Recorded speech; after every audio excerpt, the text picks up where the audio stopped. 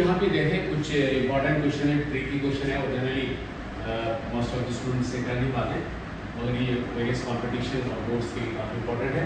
हम आपसे कहना चाह रहे हैं ये डेफिनेट इंटीग्रल का क्वेश्चन है जिसमें 0 to a लिखा है और उसके साथ साथ रूट एक्स है, root x plus root a minus x लिखा है। आप सबसे पहले इस इंटीग्रल को i मान लीजिए। इस इंटीग्रल को i मानने के बाद यानी कि जो डेफिनेट इंटीग्रल की प्रॉपर्टी है 0 to a dx, जैसे 0 to a x की जगह आपको a माइनस एक्स dx लगाना है, यानी कि इस इंटीग्रल की वैल्यू उतनी होगी जितनी इस इंटीग्रल की वैल्यू है। तो अब यहाँ पे यानी कि हमारे लिए यहाँ पर हर एक x की जगह a माइनस एक्स और इस x की जगह आपको a माइनस एक्स लगाना है।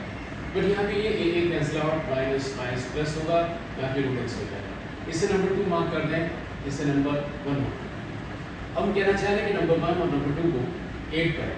On the left hand side ये i है और यहाँ पे भी i है, so i plus i equal to i। यहाँ पे लिमिट 0 to a है और यहाँ पे भी 0 to a है। आप चाहें तो उसे एक कॉमन इंटीग्रल के अंदर लिख सकते हैं। यहाँ पे 0 to a लगाया और ये आपका इंटीग्रेंड यहाँ पे कॉपी कर लिया, फिर ये आपका इंटीग्रेंड यहाँ पे कॉपी कर लिया। दोनों का बॉटम बिल्कुल सेम है तो जस्ट कॉपी किया, ऊपर ये है, इसका ऊपर ये है, बट ये दोनों सेम होने से दे कैंसिल। मेरे पास क्या बचेगा, केवल dx बचा। dx का इंटीग्रल x लगा लीजिए, इसे 0 to a मार्क करें तो आपका रिजल्ट a के बराबर होगा। अपर लिमिट यानी a और लोअर में 0 पुट करें, a minus 0 is equal a। ये आपके पास 2i चल रहा है। अगर मुझे i चाहिए तो a बाई 2 लिख सकता हूँ क्योंकि इस इंटीग्रल की वैल्यू को हमने i माना था और इससे हमने a बाई 2 इस रिजल्ट को ऑब्टेन कर लिया। तो इस पर प्रॉपर्टी 4 ये जो वाली है इंपॉर्टेंट प्रॉपर्टी है डेफिनेट इंटीग्रल की, अब वो लगा के इसको बहुत ही एक कंफर्ट फॉर्म में लिया है। आगे चलते हैं, यहाँ पे एक और सवाल यानी कि हम यहाँ परफॉर्म करना चाह रहे हैं और उसमें यानी कि आपके पास क्या लिखा, ये भी काफ़ी इंपॉर्टेंट है और ट्रिकी क्वेश्चन है।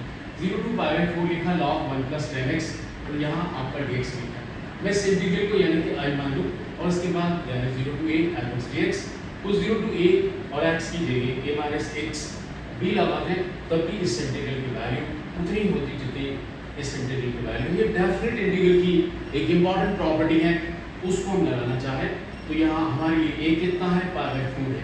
तो 0 से π/4 आपने एज इट लिखा, ये log को कॉपी किया, 1 आपका एज इट इज है।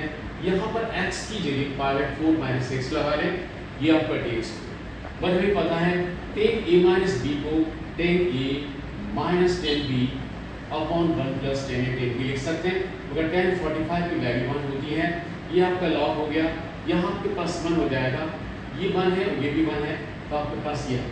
अब इसका एलसीएम ले लीजिए तो यहाँ पे नीचे आ जाएगा, ये वैल्यू ऊपर जाएगी, उसे ये tan x और minus tan x drop out, 1 plus 1 which is 2, नीचे आपका 1 प्लस tan x रहेगा, log m बाई n को log n minus log n x।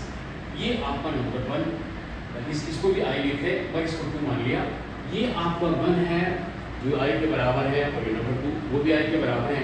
Number 1 और नंबर 2 को मैं प्लस करना चाह रहा हूँ। On the left hand side i plus i it become 2i और ऑन द राइट मेरे पास ये इंटीग्रैंड है और एक इंटीग्रैंड ये है, इन्हें कॉमन इंटीग्रल के अंदर लिखें। ऐसा करना है कि एक बार ये कॉपी किया, एक बार ये कॉपी किया, ये और ये ड्रॉप हो जाएगा, मेरे पास log 2 बचा और log 2 न्यूमेरिकल वैल्यू है।